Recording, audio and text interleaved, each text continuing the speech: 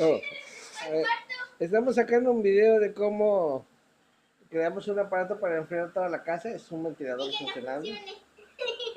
Y aquí está la cubeta con hielos. Y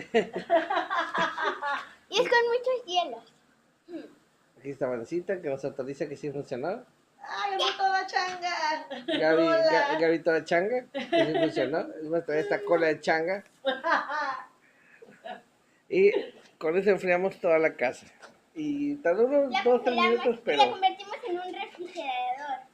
muy bien. Aquí donde se vale que sí funciona, que está, ya está fresca. Ahora Sí. dijimos que... Y si se enfrió ya, vamos a checar otro cuarto como Chequen se allá. siente. A ver, vamos a ver, aquí se siente. La recámara se siente más fresca, Memo. Poquito, pero le falta. Pero ahí va, ahí va. Bueno, pues tienes que cerrarse todo y órale. Ya lo logramos. Hemos refrigerado toda la casa con esto. Vale.